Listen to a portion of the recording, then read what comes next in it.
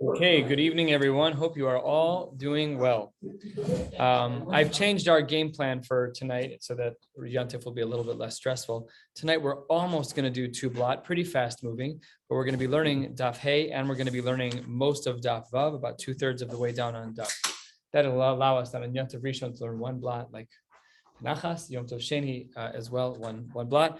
And I will say that I am loving the fact that tonight's blot is about why Rosh Hashanah is considered one Kedusha. Just tremendous hashgacha pratis. Halachically speaking, we are in the final day of the calendar year, and Rosh Hashanah starts less than 24 hours from now, which is awfully intimidating, but we have a little kiss from upstairs that this Gemara is literally going to be speaking directly about that. Let's get started. We're 2/3 of the way down, 3 lines up from the wide lines on Daled Amud Beis. We have a lot of ground to cover, so we're going to move pretty quickly. Here we go. Itmar Shneim Im Tovim Shel Galios. This is not yet our case, but let's imagine, the last days of Pesach, the first days of Pesach, first and last days of Sukkot, 2 days of Yantif, but Yom Tov Sheni Shel Galios. Rav Amar Nolda B'Zim Muteres B'Zeh, that if an egg is born on day 1, it can be consumed on day 2. Rav Asi Amar Nolda B'Zeh Sur B'Zeh, classic machlokes. We've already discussed other cases of Shabbos and Yantif, but in this juxtaposition, both of the days are Yantif proper. So says the Gemara, Rav Asi says Nolda B'Zeh Sur B'Zeh, that implies, what does it imply? Lema, maybe we should say, first long line, maybe we should assume that the reason why Rav Asi is of the opinion that you're not allowed to consume the egg that was laid on day 1, on day 2. The reason why you're not allowed to do that is because it's Kedusha Achas. Says the Gemara, that can't be. That can't be because Rav Asi has a very unique shita. I referenced this yesterday. Rav Asi had this wild opinion that he makes Havdalah between Yom Tov Rishon and Yom Tov Sheni when Yom Tov Sheni is Yom Tov Sheni Shal Galios. So that's a very unique shita. So how can you say these two things? To say that Rav Asi is of the opinion that it's Kedusha Achas, and at the same time to say that he makes Havdalah between Yom Tov Rishon and Yom Tov Sheni, that's a stira. That doesn't make any sense. So says the Gemara, how can that be? 2 lines into the wide lines, Daled Amud Beis. The Gemara answers, no, Rav Asi is Svuke Misafkale. Rav Asi wasn't sure what the halacha was with Yom Tov Sheni.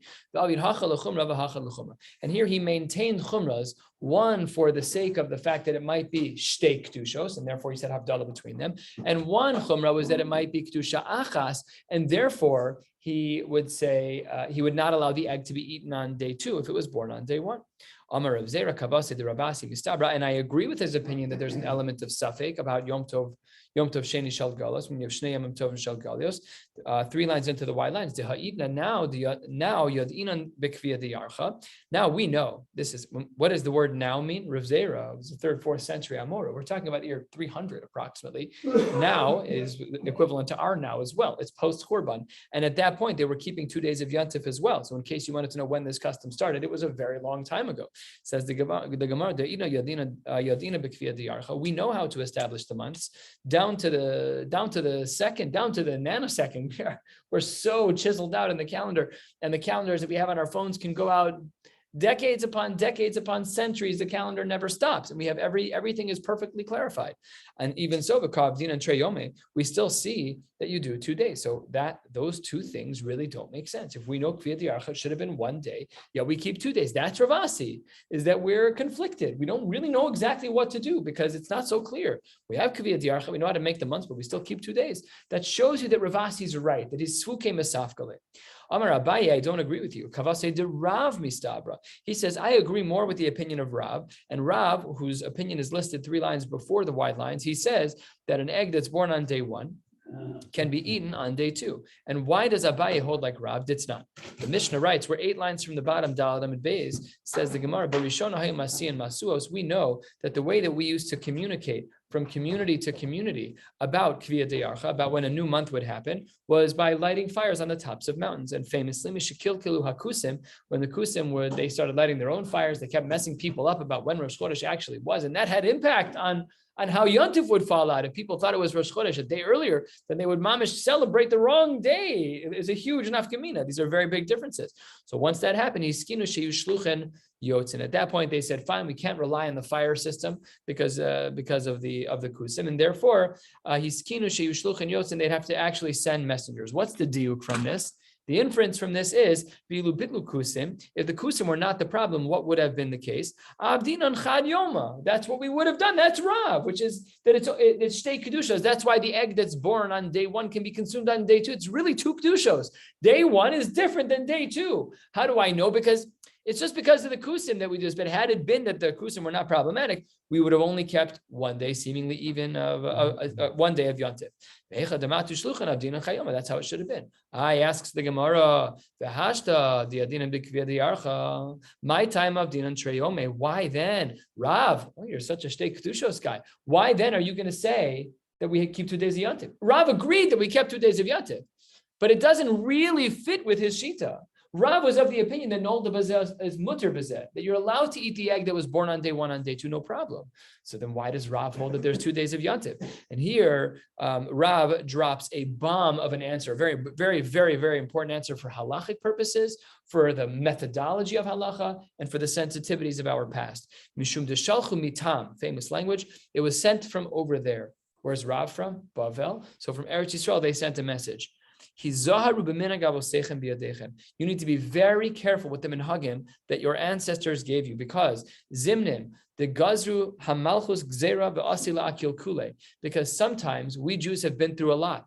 We've been through a lot, and sometimes you can have a government that might twist your arm, and if you don't have all of the halachos clear, you'll easily make an error. And here, because it's quite difficult to know exactly how to determine when a new month starts, we're making an across-the-boards rule, 2 days of Yontif. So when people ask, why do we do this? The answer is because we have a complex history. Shalchu mitam, we got a Masorah from Eretz Yisrael. This is Rav talking very, very early in the Amoraim. Rav was alive when Rebbe died. It was a Talmud. Rebbe died in 220. So we're talking in the early 200s, 220 at the latest. That's approximately when this conversation took place. And Rav said, nothing doing. Yom Tov Sheni Shal Gadol, this is 2 days. He still holds it shtei kedushos. The only reason we keep 2 days is because we're concerned about, but fundamentally he holds that it's 2 different days, and we paskin like Rav. 3 lines from the bottom. Itmar, here we go. This is our Gemara. Shnei yamim tovim shal Rosh Hashanah, which is upon us in about 22 hours. Rav and Shmuel to Amrei Tarvayu, they both agree. Nol da bazeh asura bazeh. Remember 5 lines ago, Rav was of the opinion that when it came to regular 2 days of Yontif, Rav says day 1 and day 2 separate kedushos, and therefore an egg born on day 1 can be eaten on day 2. By Rosh Hashanah, absolutely not. By Rosh Hashanah, he holds, everybody holds that Rosh Hashanah is kedusha achas, or as we refer to, it's Yoma Arichta. It is one long halachic day. Let's get into the sugya. It's not in the Mishnah writes. Barishona, initially, it used to be that on the 30th day of Elul, they were waiting. In fact, Rashi here points out they were actually not doing any malacha that day. They anticipated that the 30th of Elul would become that day of Rosh Hashanah. But the Eidim hadn't come yet. So says the Gemara, normally we would have received Eidus all day, even up to Shkia, we would have received Eidus. Pamachas nishtau ha'edim lavo. One time the Eidim came very late, top of Hayamud Aleph, v'niskalkelu ha'levim b'shir. And the Levim, by the Korban Tamid Shel Ben Harbaim, that's what Rashi writes on the top, do Bramaschel v'niskalkelu ha'levim b'shir, Tamid Shel Ben Harbaim, she'amru bo shir shel chol. They said the wrong shir shel yom. They said the wrong shir because it was so late in the day. They're like, if he hasn't come yet, he's not coming anyway. So fine. After that error, then he's the Chachamim made a takana that when it comes to the month of Elul and establishing when Rosh Hashanah would begin, they decided that only up until Mincha would they receive these Eidim. Fine. If in fact it would have been that the Eidim would have come after Mincha, so then really Rosh Hashanah is tomorrow. Now, they couldn't do malacha on this day because they already were keeping most of this day be'isr malacha. So that's what the Gemara says. Noagin, minhag, noagin hayu hayom, kodesh, ulamachar kodesh. They would keep both days b'kedusha, but really Rosh Hashanah was day 2. So what does that imply? That implies that that we have to keep 2 days of Yontif because we were a little concerned about how this development of when the Eidim were going to show up to Mekadesh. Now let's get into a more complex part of this sugya. Amar Rabba. Rabba says, "Mitakanas Rabbi Yochanan ben Zakkai ve'elach Beitzah muteres." Now we're changing the rules. Rav and Shmuel both agreed. When did Rav and Shmuel live? After the Tanaim, early Amoraim, first generation Amoraim in the mid-200s, early and mid-200s. What did Rabbi Yochanan ben Zakkai say? That a Beitzah is muteres. Okay, he lived earlier. Okay, now let's see how all this plays out. What is the Mari Makom that Rabbi Yochanan ben Zakkai would allow an egg? It's not. The Mishnah writes, Mishachara Beis HaMikdash, from the time that the Beis HaMikdash was destroyed in the first century, Hiskin Rabbi Yochanan ben Zakkai she'yihu mekablen edus hachodesh kol hayom. He said, we're going back to the old rules. Remember, we said at the top of the page, they made a takana to stop taking it all day. We only take edus up until mincha. Once the Beis HaMikdash was destroyed, he said, no problem, we're going to take it all day. Amar le Abaye. Abaye says, back to Rabbah, because Rabbah was the one who just presented 4 lines down. Rabbah presented Rav Yochanan ben Zakkai's opinion, and Abaye says, how can you say that, Rabbah? Rav and Shmuel said an egg is not allowed to be eaten on Rosh Hashanah. Says the Gemara, you've got your timelines completely backwards. You can't ask a kasha on Rav Yochanan ben Zakkai from 2 Amoraim. Generations are backwards. Rav Yochanan ben Zakkai was way before, hundreds of years prior, approximately. And Rav and Shmuel were way later. So says the Gemara, Amar le, Aminolach ana Rav Yochanan ben Zakkai. I just brought you a source from Rav Yochanan ben Zakkai. Ve'at amrsli Rav and Shmuel. Be like, no. How? No, Rav Yochanan ben Zakkai can't hold that way. Rav and Shmuel disagree with him. Rav and Shmuel were not even a thought in anyone's mind. You can't ask a kasha from an Amora and a Tana. So says the Gemara, okay, that's a very good point. But the question is now flipped and put onto Rav and Shmuel. Well, the Rav and Shmuel, kasha mas nisan. It should be the other way. You, Rav and Shmuel, said that the egg cannot be eaten on Rosh Hashanah on day 2 because it's one beautiful holy day. But then what do you do with the Mishnah about Rav Yochanan ben Zakkai? So says the Gemara, lo kasha, halan v'ha lehu. A very, very important historical answer. It seems to be from this Gemara that in the times of the Amoraim, the halacha in Eretz Yisrael was different than the halacha in Chutz La'aretz. That in Eretz Yisrael, when we knew how to do Kviya Diyarcha and everything was closed, it was all in Eretz Yisrael. They kept 2 days, but Beitzah that was born on day 1 is mutar on day 2, Rabbi Yochanan ben Zakkai. But in Bavel, Chutz La'aretz, what did Rav and Shmuel say? No, you can never eat the egg. So that's how the Gemara answers this question. And that's approach number 1 of Rabbah. Rav Yosef doesn't agree. Rav Yosef was a contemporary of Rabbah, 3rd century of the Amoraim. Rav Yosef Amar, he says, no, Rabbah, you can't say that it's mutter. It's never mutter, my taima, because, and now we're getting into a larger halachic sugya, bigger than this topic, which is have a davar sheva minyan. This halacha about, we'll have to see what exactly it's about. But this halacha is a davar sheva minyan. V'chol davar sheva minyan tzarech minyan acher lehatiro. We have a halacha that was voted on. The egg should not be allowed. V'chol davar sheva minyan tzarech minyan acher lehatiro. And whenever a halacha is made, you cannot undo a halacha, a minhag, a rabbinic injunction, unless you have another minyan, unless you have another beis din to undo that halacha. So that's why we have a lot of things now that we might change, but in the times of Mashiach, that's possible. But until that time comes, we're not changing anything. Even a din d'Rabbanan that we can't even fathom, we have no reason why this should apply. Whatever the case may be, it doesn't matter what they are. Pick your example; it doesn't make a difference. We're not changing anything until the Chachamim, until we have a Sanhedrin. So says the Gemara. That the reason why we know that Rav Yochanan ben Zakkai, it has to be that Beitzah is asura because it's davar sheva minyan and v'chol davar sheva minyan tzarech minyan acher lahatir. Now let's get into this sugya. Amar Rav Yosef ben Aminala. How do I know that there is this principle that when you have a halacha that's built by one beis din, that you need a minyan acher in order to undo that law or to change it? So Rav Yosef gives 3 or 4 Mari Makomos for this. Here's Mari Makom number 1, a little bit more than halfway down, 2/3 of the way down, Hamid Aleph. Tichsiv, the pasuk writes, Lechem or lehem shuvu lachem l'ohol lechem. After Har Sinai, we know that the Torah told us that husbands and wives had to separate 3 days out tikshu al ha'isha. For 3 days they couldn't be together. After Har Sinai, the pasuk tells them that they can go be together again. Well, I could make that inference on my own. I don't need a pasuk and chumash. You said 3 days. Today's day 4, so the couples can be together again. Why the pasuk? That's source number 1. We'll get into the psukim later and to the explanation of the psukim, but that's the basic understanding. Ve'omer. Now our brain should be primed whenever we see ve'omer. Why do we have multiple reasons? We're going to get into that on the Amud Beis. The Omer, second pasuk, that when the horn sounds after Har Sinai, then the animals can again graze on the mountain. But you already told us it was usher for them to graze on the mountains. Why are you telling me now that they can go back and eat? Same exact idea.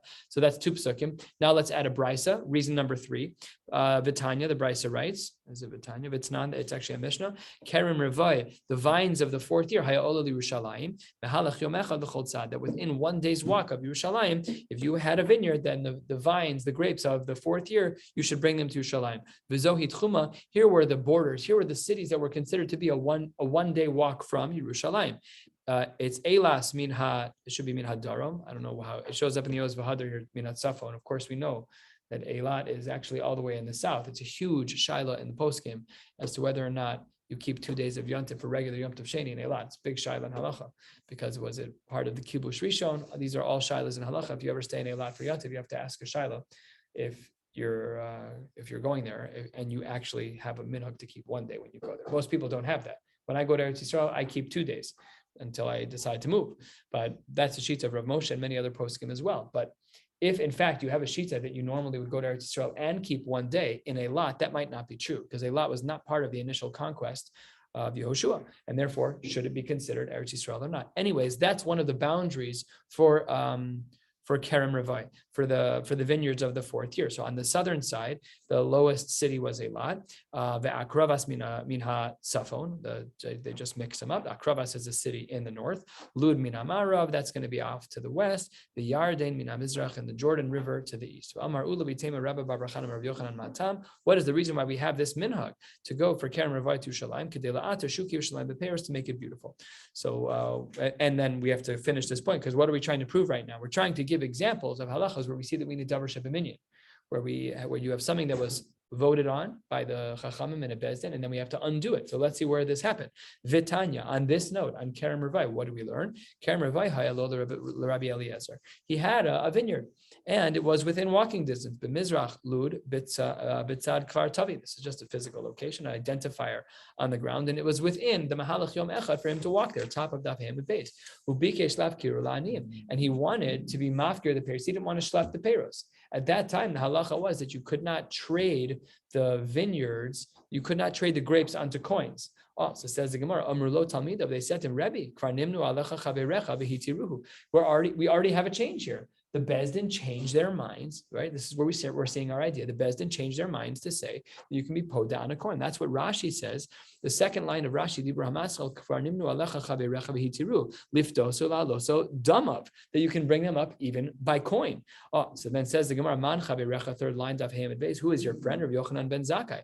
And what is the diuk that we make from your time? The reason why you're now allowed to put it on a coin is because they voted and then changed the vote with another minion. But halo nimnulo, without that, then you would have been stuck. You would have had to bring the vineyards. V'haraya, this is our third proof in a row. Pasuk, Mishnah Brisa. We have actually 4 proofs technically to say that therefore we have this principle that if there's something that's decided with a davar sheba minion, that the only way to undo that is with another minion. With tzarach minion acher lahatir, we need another bezdin to vote against that idea and change it. So then asks the Gemara 4 lines down, Mai v'omer, why do we have so many sources to indicate this idea? So says the Gemara, I'll tell you why. So a little bit of a lengthy answer, and then we will continue with our discussions of Beitzah. But let's first just explain why we have so many sources. Says the Gemara 4 lines down, Hachi Kalmar. Here is how we can understand all of the psukim. Michti. Ksiv, the pasuk writes in the Torah, we know that in preparation for Har Sinai, husbands and wives are not allowed to be together for 3 days. And then another pasuk, seemingly unnecessarily, says, now you can go be in your tents, which is, of course, a euphemism that a husband and wife can be together. Says Gemara, Lamali, but I don't need that pasuk. I'm a very smart guy. I can go look at the pasuk that says for 3 days you can't be together. On the 4th day, it means you can. Why do I have another pasuk that says that go be in your tents?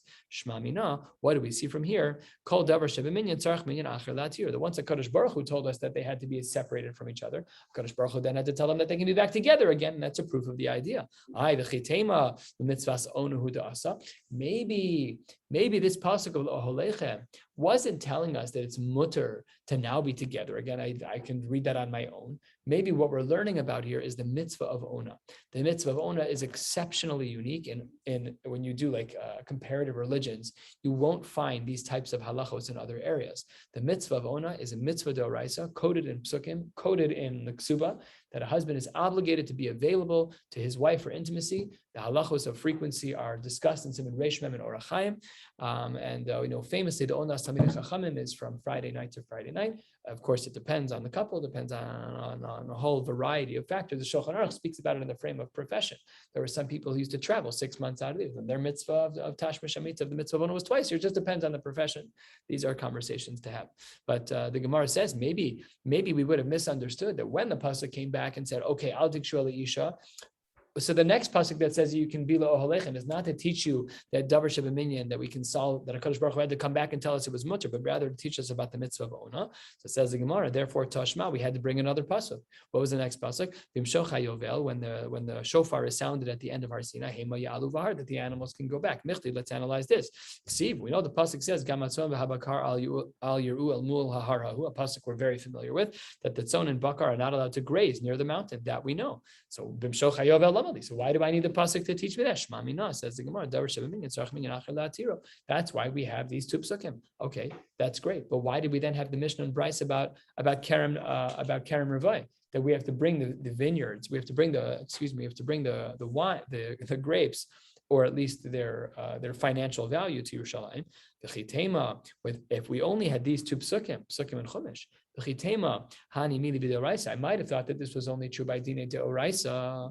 That's what we were talking about. We were talking about the Tashmish Amita Sugya by Har Sinai. We were talking about the animals grazing by Har Sinai, Psukim and Chumash. I might have thought that the rules of Davar Shebeminyan may only apply on a Din de Oraisa. Well, maybe I would have thought that by Dine de Rabbanan, that there is no rule of Tzarech Minyan Acher Lahatiro.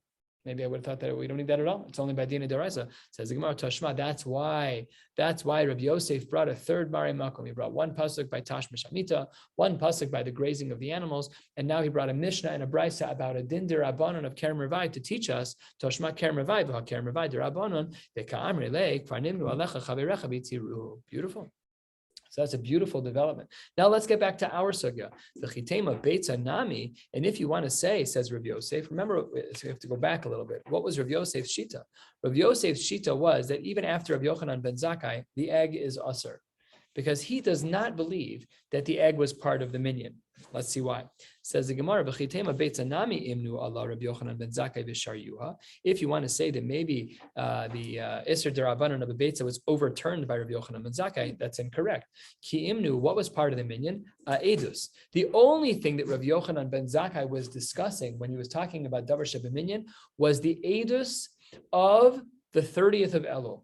Do we say the full day or do we only say up until Mincha? But what was he not discussing? Beitzah lo imnu. And therefore, because Rav Yosef's understanding of Rav Yochanan ben Zakkai is that he was only discussing in the minyan conversation about what is a rabbinic injunction, is simply as to whether or not we allow Eidim to come after Mincha or only up until Mincha. He wasn't talking about the Beitzah at all. And therefore the egg remains usher. There's no answer like we saw with Rabbah of Halan and Halahu, that there's a difference between Bavel. It's not correct. Rav Yosef says you totally misunderstood Rav Yochanan ben Zakkai. Amar le Abaye, what are you talking about? We're halfway down on Ham and Bez. Abaye says that's not correct. Atu Beitzah b'minyan mi havoy. You're absolutely right that the Beitzah was not part of the conversation, but Beitzah be'edus talia milsa. Like the whole egg conversation is dependent on what happens with the edus.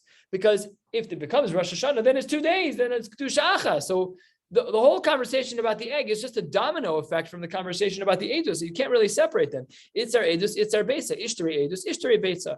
And the Gemara, Abaye, therefore, doesn't understand the opinion of Rav Yosef. Let's see approach number 3. We've seen Rabbah, we've seen Rav Yosef that just got rejected by Abaye. Here's approach number 3, almost 2/3 of the way down Hamid Beis. Rav Ada, the Rav Shalman Tarvai mi Bekluchis. This is a physical place. This is where they were from. Amri, they said, Afmi Takanas Rav Yochanan ben Zakkai ve'elech Beitzah Asur. They're still in the camp of Rav Yosef that they still say that the egg is not allowed on Rosh Hashanah. Why? My taima, and I love this language. We should all be talking this way. Miheri Yibana Beis Hamikdash. Amen. Miheri Yibana Beis Hamikdash. HaKadosh Baruch Hu should soon rebuild the Beis Hamikdash. But because the Beis Hamikdash could be rebuilt at any time, therefore the egg has to remain usher. Why?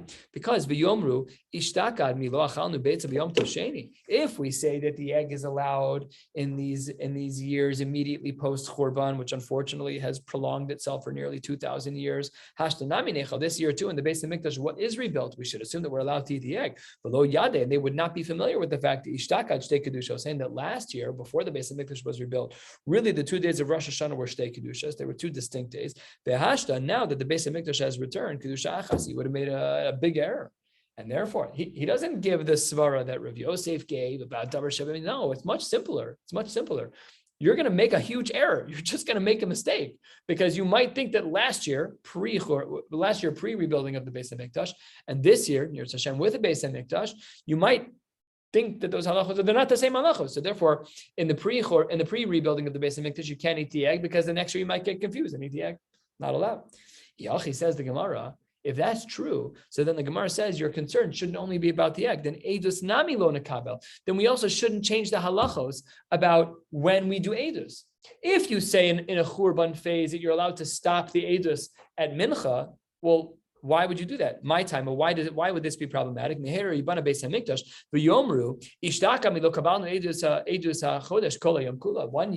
edus in all day.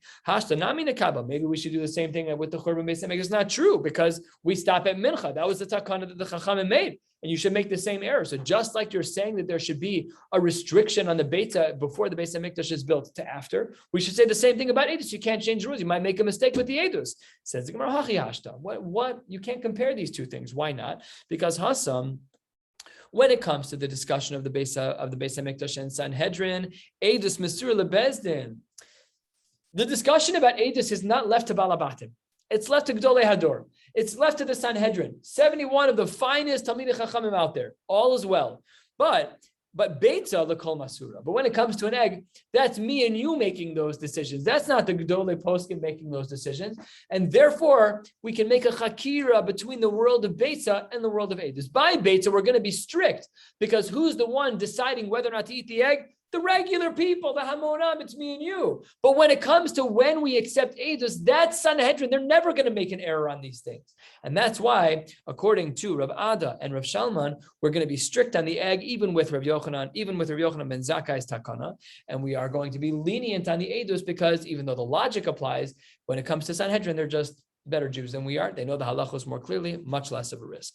That brings us to 6-7 lines from the bottom of the page. And Rava Omar, Af mitakanas Rav Yochanan ben Zakkai, for his own reasons, he's going to say as well that from the times of Rav Yochanan ben Zakkai, ve'elech Beitzah asura, he agrees. So we have Rava who's lenient, and all the other three shittas, Rav Yosef, and then afterwards Rav Adav, Rav Shalman, and then Rava as well, to say that the Beitzah is asura. What's Rava's svara as to why the egg should be asur on Rosh Hashanah? Milo mode Rav Yochanan ben Zakkai shimbo edim min hamencha lamala shenogin osa yom kodesh or machar kodesh. Even Rabbi Yochanan ben Zakkai will tell you when they show up after mincha, you still kept Isser Malacha that day of the 30th day of Elul, and then what would then be Rosh Hashanah, the first day, right? You still would have kept it that way. So that's Rava's svara. How do we paskin in all of this? And this will bring us right to the end of the page. We learned a couple of cases. We learned the case about Yom Tov and Yom Tov, Shabbos and Yom Tov, and the case of Rosh Hashanah, 2 days of Rosh Hashanah, and we paskin like Rav, bein l'kula, bein l'chumra, whatever he holds is what we hold. We're going to push further today. We're going to be doing much of Daf Vav, as I mentioned when we started, so that again the learning will be a little easier. It's mostly for my purposes. Sorry, I'll just make things a little bit easier over Rosh Hashanah just to do one blot. So we're going to push through the next amud and a half on Daf Vav. Let's start right at the top. Interesting halachic sugya. Amar Rava. What? We don't paskin like that. I mean, we do paskin like that, but unfortunately, they're not connected. Amar Rava, mace b'yom tov rishon. What do we do with a mace?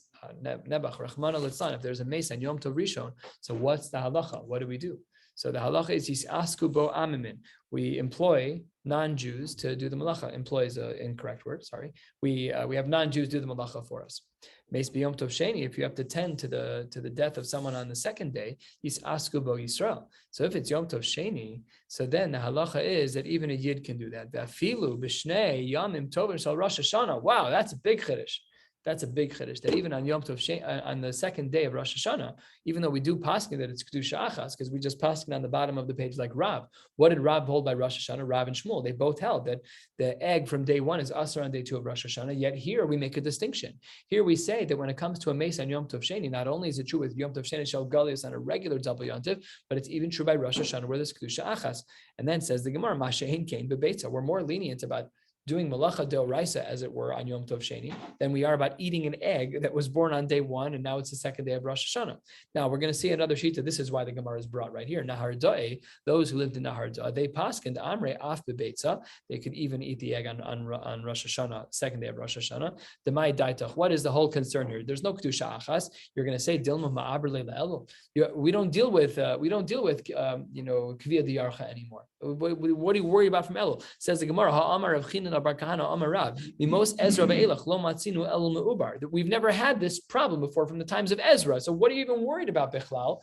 Leave it alone. It's Shtei Kedushos. Just leave it alone. And because it's Shtei Kedushos, so therefore you're allowed to eat the egg.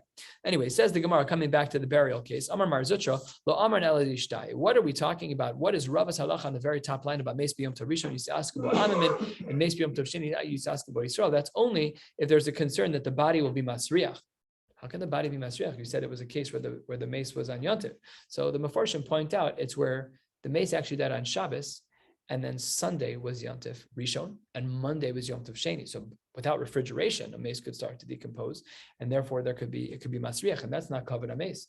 So therefore, says the Gemara, that's our case. We're only concerned about when there's a delay in burying the mace, and therefore the Rashi points out the body may begin to decompose and smell. And that's why because we have refrigeration.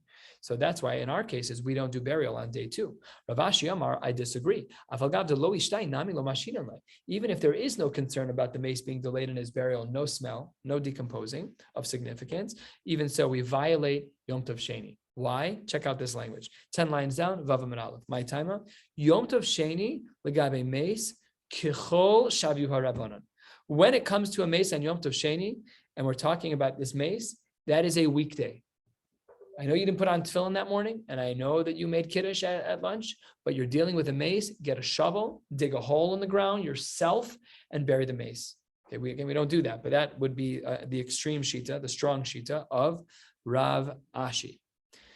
Says the Gemara, afidu lemegaz leglima. You're even allowed to cut cloth for him. It's talking about tachrichin to cover the mace's body. Ulemegaz leasa. You can even cut myrtle. You can cut hadassim in order for there to be a more positive smell. Covered a mace.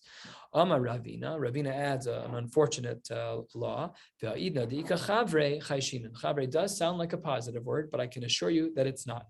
Take a look at Rashi, 1/3 of the way down, just to the right of where we are. Dibra hamaschal di chavre uma risha shahei b'mei parsim. The kofan is Yisrael asos melachtan. They used to force the Jews to do work for them. However, the Jews used to say, I'm sorry, I can't work. I need an off day this week, Monday, Tuesday. What is it, Tuesday, Wednesday? Everybody's asking off for work this week, right? So it says the Gemara, that's what the Jews used to do back in the day, and it used to work. But if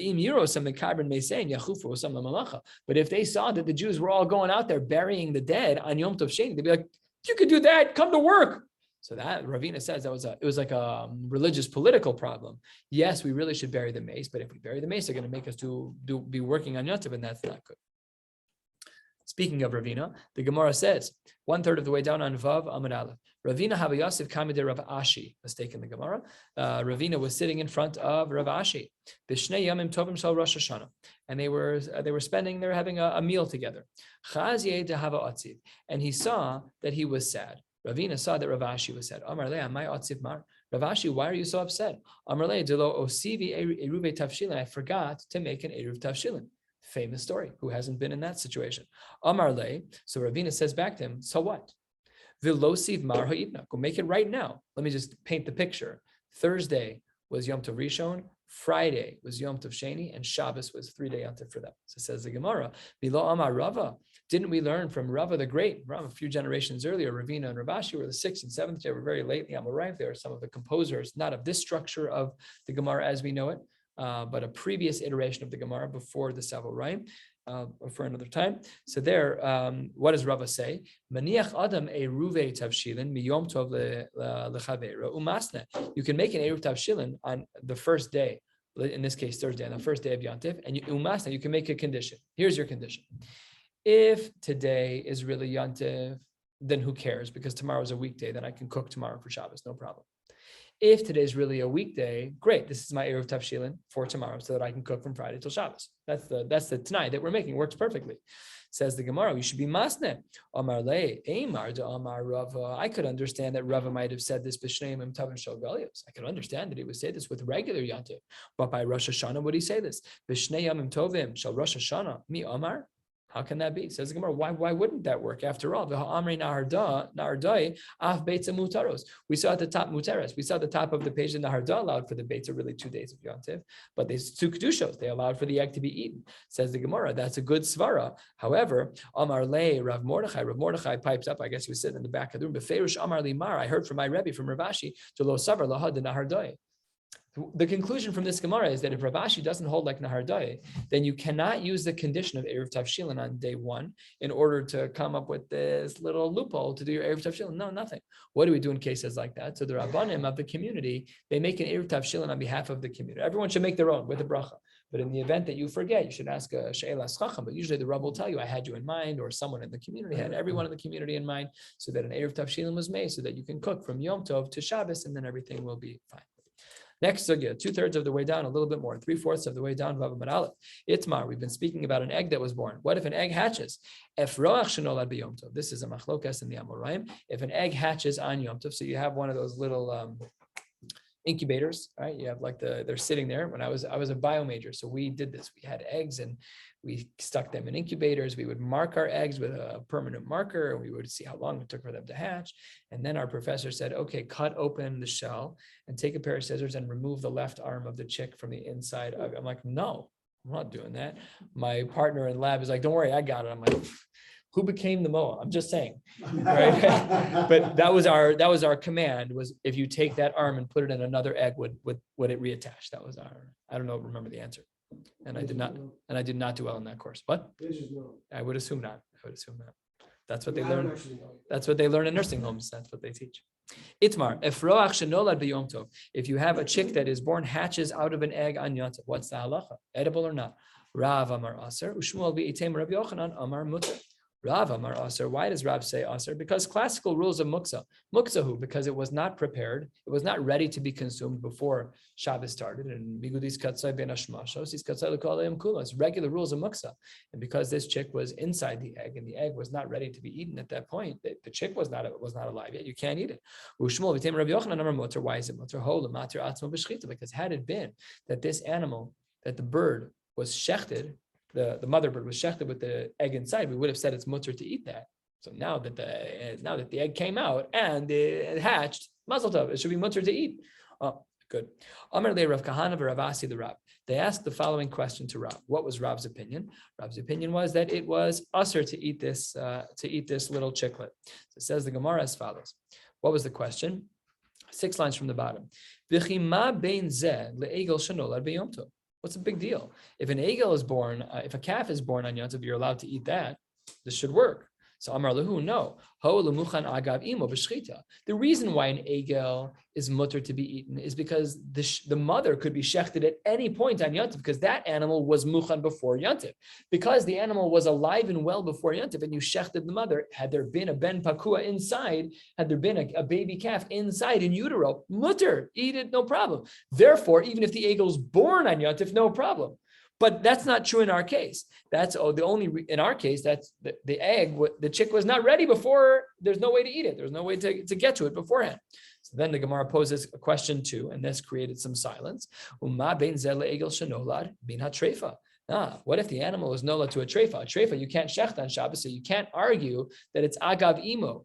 Because we said earlier, 1 line ago, that if you have a baby calf that's born, it can be eaten, because had I shechted the mother, I could have eaten the child. But here, the mother's a treifa, so I can't even shecht it. So then what would you do? So shasik Rav. Rav didn't answer the question. Well, why didn't he answer the question? 3 lines from the bottom. Amar Rabba v'itema Rav Yosef, my time is shasik Rav. Why was he so quiet? Says the Gemara, Leima lehu, why didn't he say, Ho lemuchan agav imo leklavim? But the mother could have been shechted for animal parts, right? You can feed, because it's a treifa. You can't eat it. We can't eat it, but it can be given to animals. So Amar le Abaye says as follows, top of Vav Amud Beis. This is a lengthy question. Hashta now that we are, let's just read this as follows. Hashta, muchan la'adam lo have muchan la'klavim. It seems to be that which is muchan la'adam is not really muchan la'klavim. It cannot be given to klavim. Rashi, let's see what he says here, because what does Rashi hold? Rashi says, Lamandi islay muktzah, dahani snabla b'shabes, l'Reb Yehuda. Rabbi Yehuda's Shita, famously he holds a muktzah back in the Gemara. Hashta muchan la'adam, that which is in theory prepared for a person, lo havi muchan la'klavim. That doesn't mean you can feed it to an animal. What's the Mishnah that supports this idea? That's not. And Rabbi Yehuda in this brisa says as follows: Omer, no. Im lo haisa nevela me'erev Shabbos asura lefish ena min hamucha. So part one of the question is like this.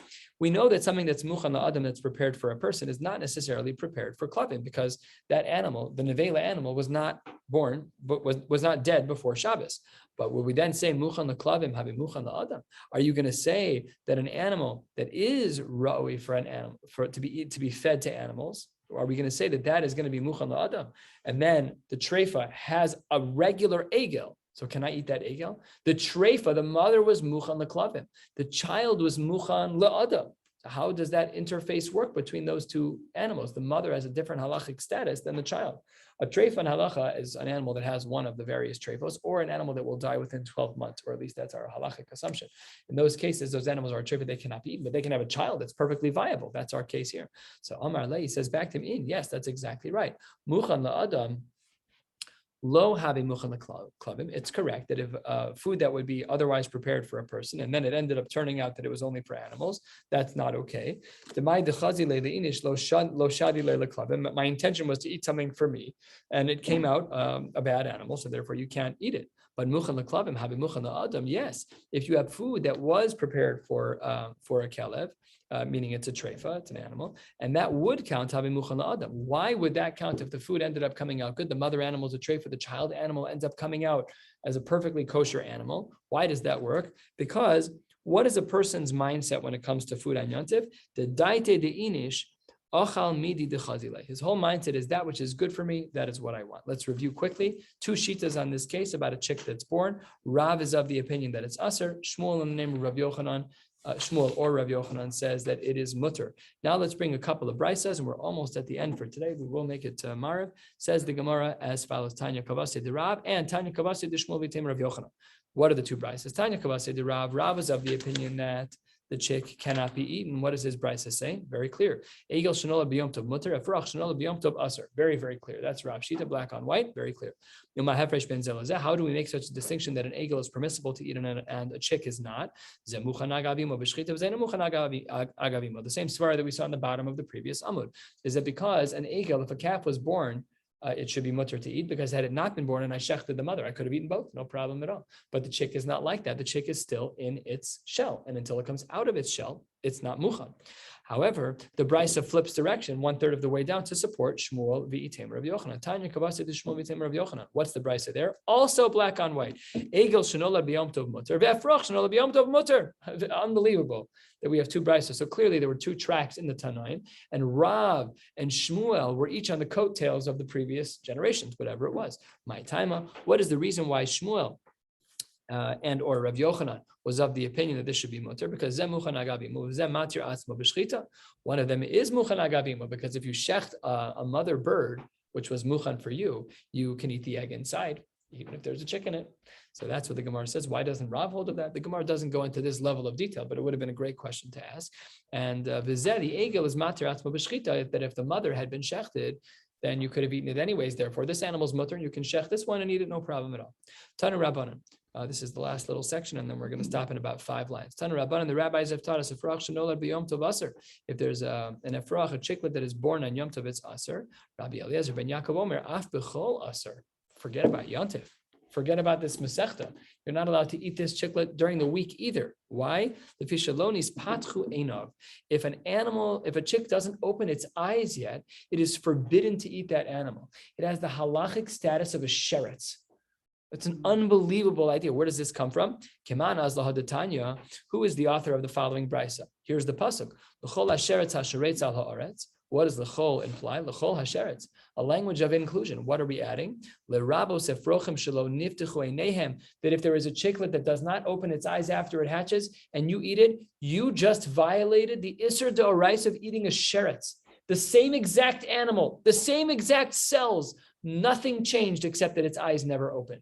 If the animal's eyes never opened, that's a pasuk in Chumash, as the diuk implies right here, that animal is still considered a sheretz. Once it opens its eyes, it's no longer a sheretz, then it's a bird that is mutter to eat, no problem.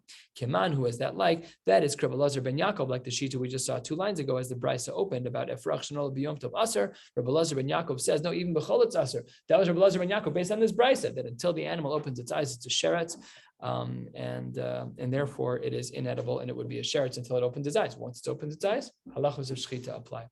Wishing you all a beautiful night. Wishing you all a ksiva v'chasima tova. Yirtzeh Hashem, we'll see you on Rosh Hashanah, day 1 in the afternoon. I have no idea what time it is. Whatever it says in the schedule is what we'll do. Have a beautiful davening.